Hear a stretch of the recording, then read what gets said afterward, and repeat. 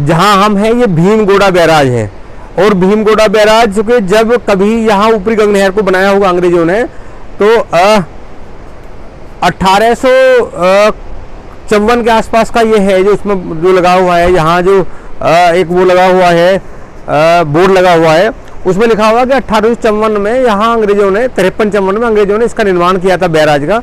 और बैराज का निर्माण करने का मतलब ये था कि गंगा के जो पूरा जो गंगा का पूरा वेग है इसे रोक के एक नहर तैयार किया जाए ताकि जो किसान हैं किसानों के लिए सिंचाई की व्यवस्था की जाए।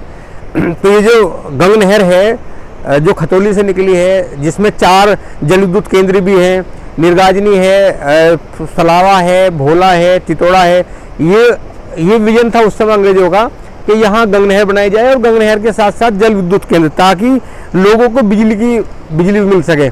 उस समय बिजली नहीं थी, लोग रात में लालटेन और केरोसिन के तेल से अपना काम चलाते थे। तो आज हम लोग उसी बैराज पे हैं, ये भीमगोड़ा बैराज है। और मैं आपसे बता दूं कि वो लास्ट में जो बैराज में लास्ट में है, तो लास्ट में वहाँ से मुरादाबाद के लिए नहर निकली है, मुरादाबाद बरेली के लिए। जैसे ये अपर गंगा नहर है, इस तरह एक नहर मुरादाबाद बरेली में निकली है। तो लास्ट में वो पर्वत के उस तरफ सबसे पहले जो बैराज है वो मुरादनगर और बरेली जाने वाली गंग नहर का है। इसके बाद में जो ये तमाम पुल दिखाई दे रहे हैं ये गंगा जी के लिए हैं। और जब हम इधर की बात करते हैं हर की पैड़ी के लिए, तो हर की पैड़ी पर जो पानी जा रहा है, ये हर की पैड़ी में होते हुए ये पानी सीधे गंग नहर के रूप में जा रहा है, फिर आगे गंग नहर में शामिल होता है। तो हालांकि बहुत लंबे समय लगभग अगर हम देखें तो 2 बार में ये पूरा बैराज बनकर तैयार हुआ।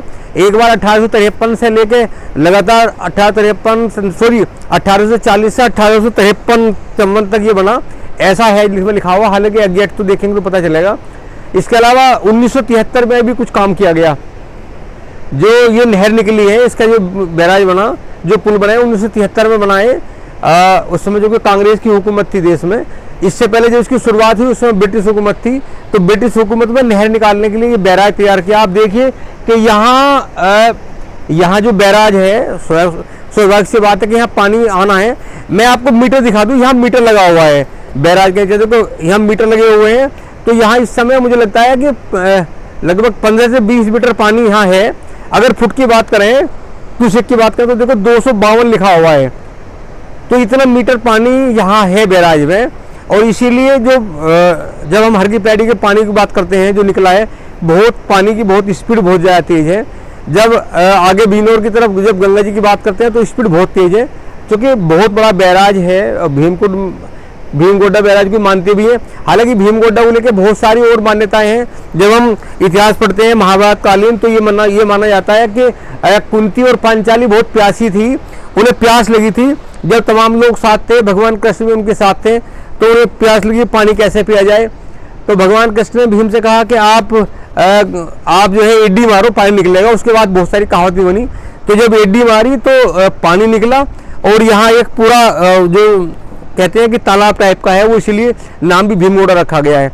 तो कुछ ना कुछ तो ऐसा है प्राचीन काल में जिसके नाम से नाम रखा गया, कुछ तो होगा।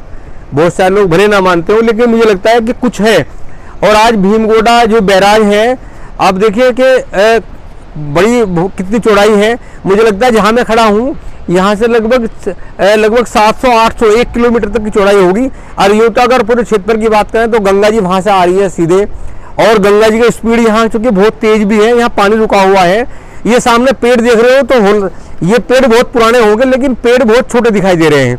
तो इससे अंदाजा लग जाएगा कि यहाँ गंगा में कितना पानी है बैराज के पास में। और जो पानी की स्पीड है, चाहे वो मुरादाबाद जाने वाली गंग नहर की हो, चाहे मेरठ को जाने वाली गंगा जी की स्पीड हो, चाहे हर की पैड़ी पे जाने वाले पानी की स्पीड हो, स्पीड से अंदाजा लग रहा है कि बैराज पे पानी कितने मीटर इस समय खड़ा होगा। और चूँकि ऋषिकेश से जब आती है तो यहाँ बोलते हैं जो तमाम नदियाँ हैं, अलकनंदा नदी, गंगा नदी, जितनी भी पर्वत श्रृंखला है, सब नदियाँ आ रही हैं ऋषिकेश के पास आकर सब मिल जाती है, और यहाँ सब गंगा का रूप धारण करके चलती हैं। तो चूँकि आज कार्तिक पूर्णिमा है, आज पूरे देश में अलग अलग गंगा जी के तट पर लोगों का बड़ा जमावड़ा है। और चूँकि श्रद्धा, लोगों में आस्था है, श्रद्धा है, ये कार्तिक पूर्णिमा है। कार्तिक पूर्णिमा को लेकर जब हम वेस्ट यूपी की बात करते हैं तो पश्चिम उत्तर प्रदेश में कई बड़े मेले लगते हैं। हरिद्वार तो चूँकि हरि का द्वार बोलते हैं, यहाँ तो लोग आते ही हैं। और यहाँ बहुत पुख्ता इंतजाम भी होते हैं, क्योंकि हरिद्वार तो बहुत डेवलप है, हर की पैड़ी पे लोग आते हैं, नहाते हैं। अभी भी रात से यहाँ बहुत जाम है और अंदर गंगा जी के चारों ओर हर की पैड़ी पे लगातार श्रद्धालुओं का पूरा जमावड़ा लगा हुआ है। जब हम बात करते हैं वेस्ट यूपी का, तो सबसे बड़ा जो मेला है, किसानों का मेला है, उसे हम गढ़मुक्तेश्वर बेलघाट का बोलते हैं। वहाँ भी बड़ी संख्या में जो किसान आते हैं, ट्रैक्टर ट्रॉली से, भैंसा बुग्गी से, बैल बुग्गी से, और वहाँ पूरे शोक करते हैं, क्योंकि वो उनके आस्था का केंद्र भी है और ये त्यौहार भी आस्था का प्रतीक है।